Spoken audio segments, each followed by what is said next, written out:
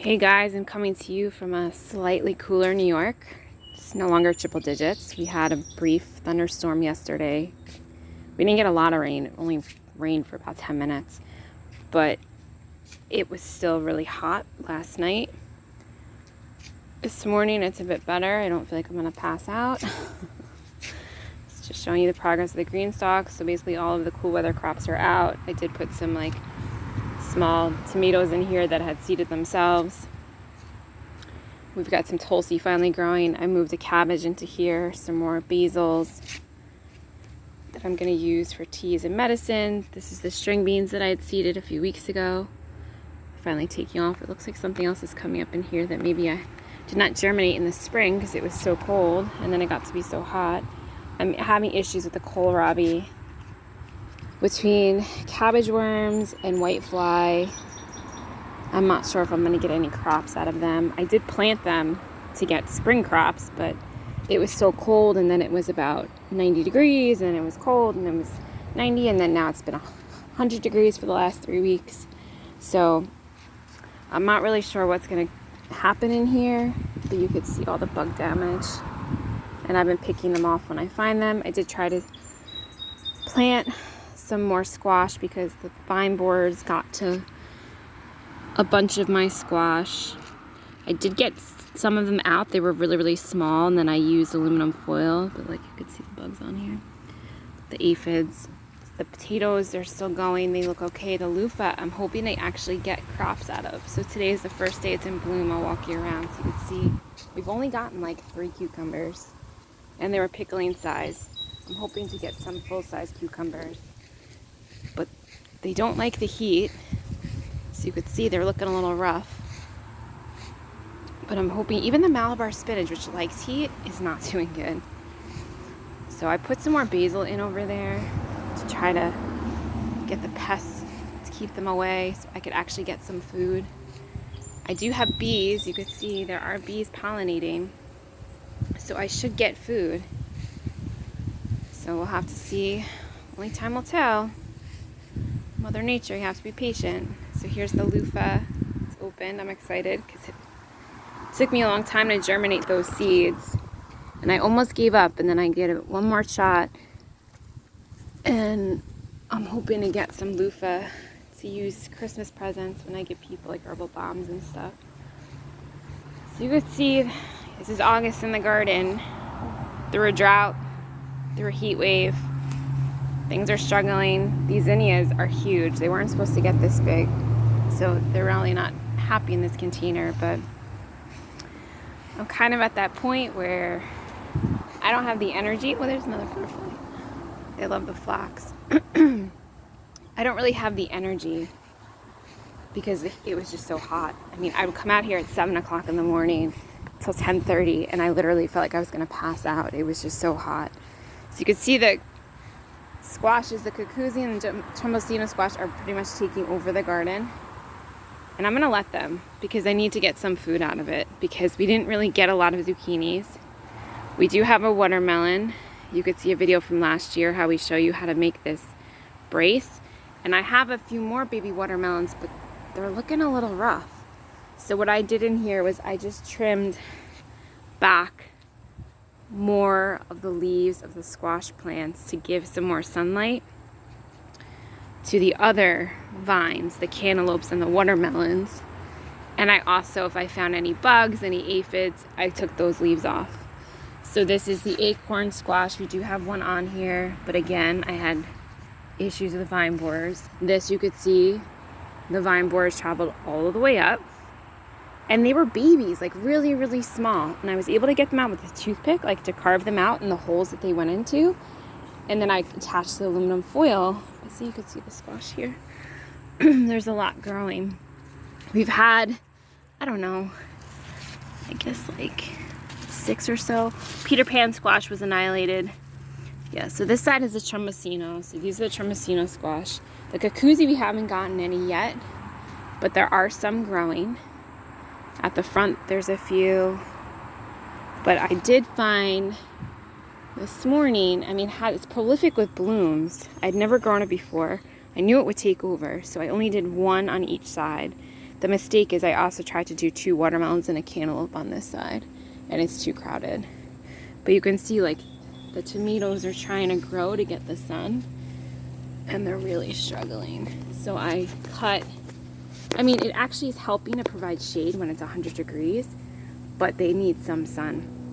Unfortunately, something got to a bunch of the tomatoes down here. I've been picking them right as they start to turn, like this one, because something's getting to them.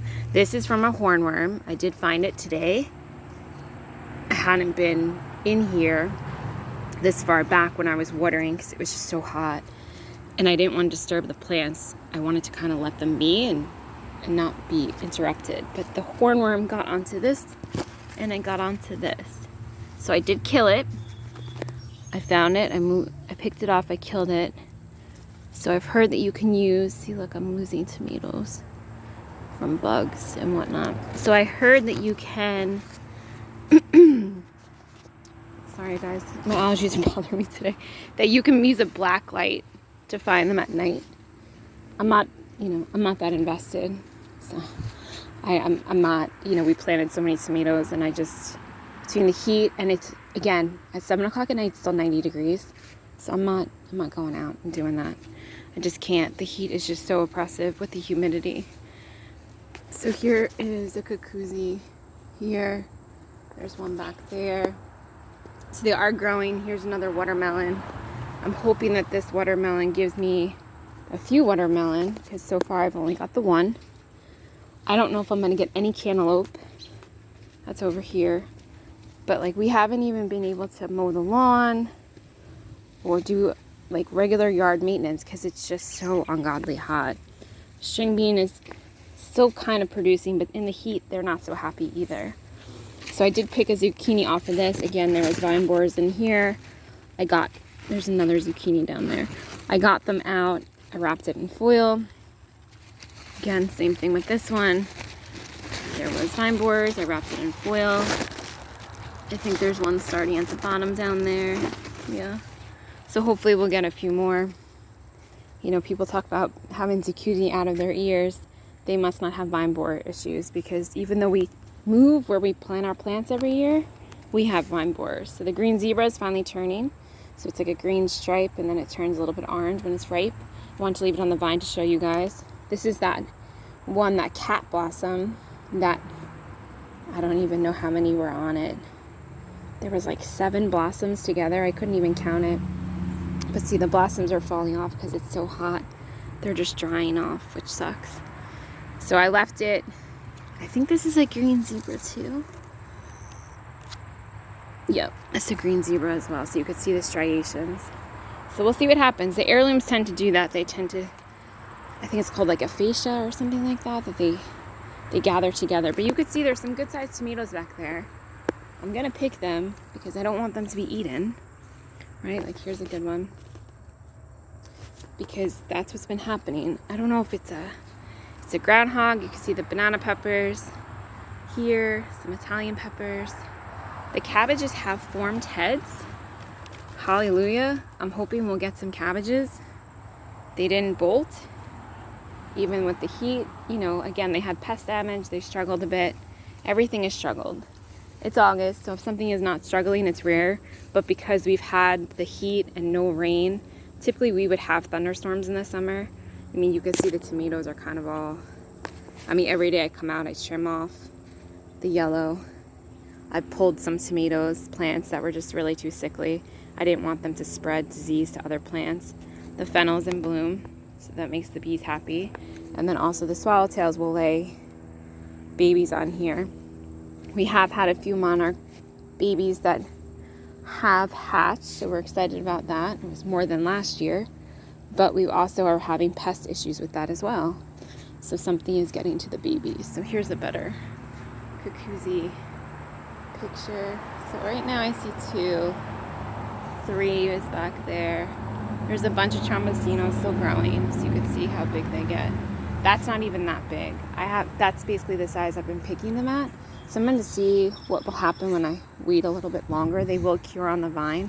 I probably won't be able to cure them on the vine, but we'll see. Fingers crossed. This is the Jerusalem artichokes. Got some agastache, some balsam and patience. The elderberry, you could see we have this now fencing system encasing it, but because that one, the American, grew so high, there was no way that was going to fit. It's only 6 feet tall. So I've been harvesting every day the elderberries off of there. This one we were not able to cover, so I'm hoping the birds leave this alone and they leave it for me, because I'm the one that does all the work, not the birds. And yet they benefit. Again, if you didn't see my last video, this is yellow dock. You can eat the whole plant. You can actually use the dried seeds to ground down into a flour. So if you need flour, you could do that. So you see a wool hole back there. So we're still battling critters. We're still battling lots of bugs. And then Mother Nature threw at us 3 weeks of 100 degrees and very high humidity. So it's been a little rocky. The garden is looking a little rough, but she's still producing. This is all of the milkweed with the pods that feeds the monarch butterflies. So we let this area kind of grow and take off and do what it needs to do to feed the butterflies, because that's part of our goal in supporting Mother Nature. But see, this beetle, the red and black beetle, they will eat the larvae of the milkweed butterflies, of the monarch butterflies. They'll eat the larvae of it, and then we don't have butterflies. So if you see this red and black beetle, it eats the milkweed, but it also eats the butterflies. So it starves the butterfly larva because it eats the milkweed, like completely annihilates it, and then it eats the baby monarchs before they can actually go into the pupa stage and turn into a butterfly. So that's about what I'm going to show you guys today, because it's starting to get really hot again and I just don't have it in me after 3 weeks of fighting it. So hope all's well by you.